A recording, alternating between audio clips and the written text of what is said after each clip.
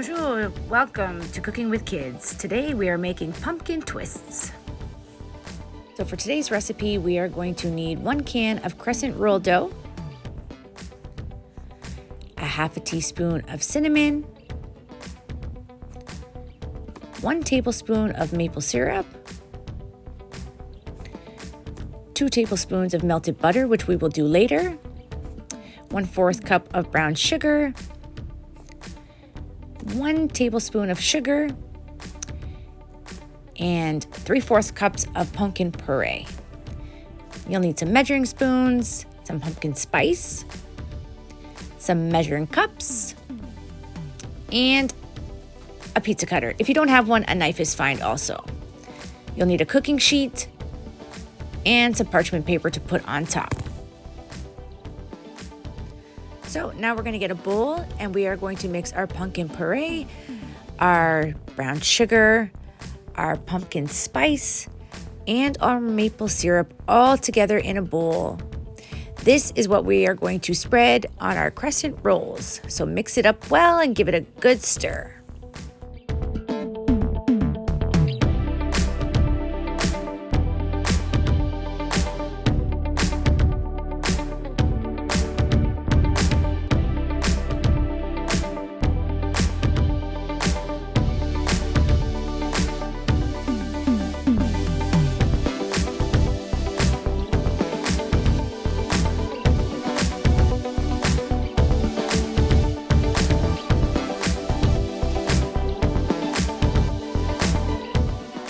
So now we are going to open up our tube of crescent rolls.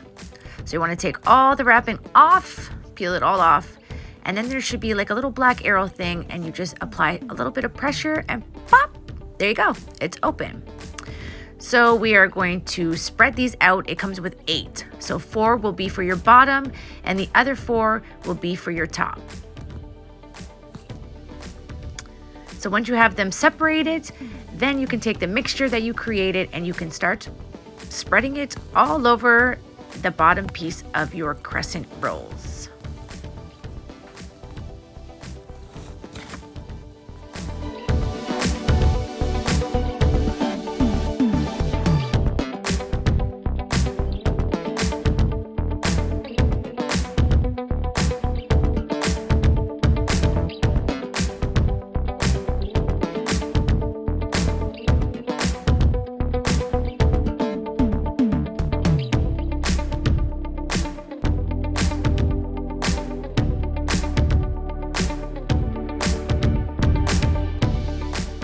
So now we have all of it put on and we are going to add the top layer.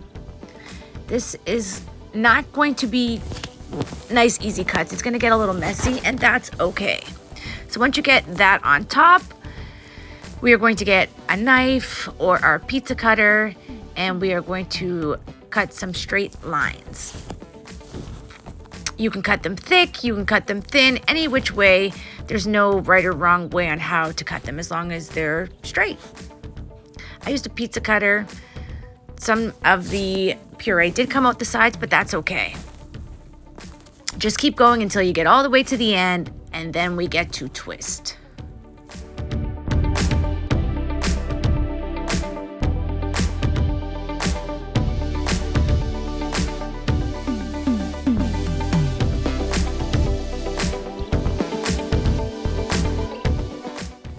So now here comes the twisting part. You can twist each strip by picking up one end and twisting it twice, and then picking up the other end and twisting it 2 or 3 times. Whatever works for you. There's no, again, right or wrong way on how to do it. I didn't realize just how messy it actually got, but that's okay. If your puree is coming out a bit and it's making a mess, that's okay. Just keep twisting because no matter what they look like, they don't need to be perfect. They will still come out delicious.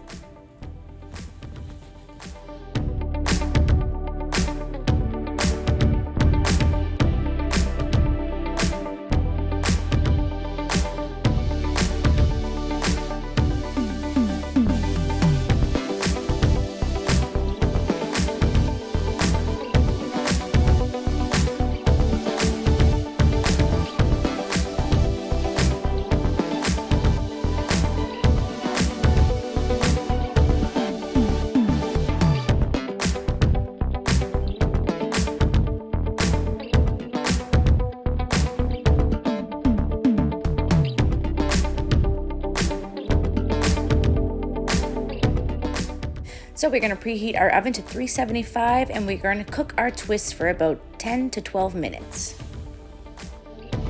Now mix your cinnamon and sugar and melt your butter. Now that our twists are out of the oven and they are baked, we are going to get a brush or whatever you have on hand and we're going to cover each one with our melted butter. And once the butter is on top of each twist, then you can sprinkle on your cinnamon and sugar. You can either put it back in the oven to cook for a little bit more, or you can eat it as is.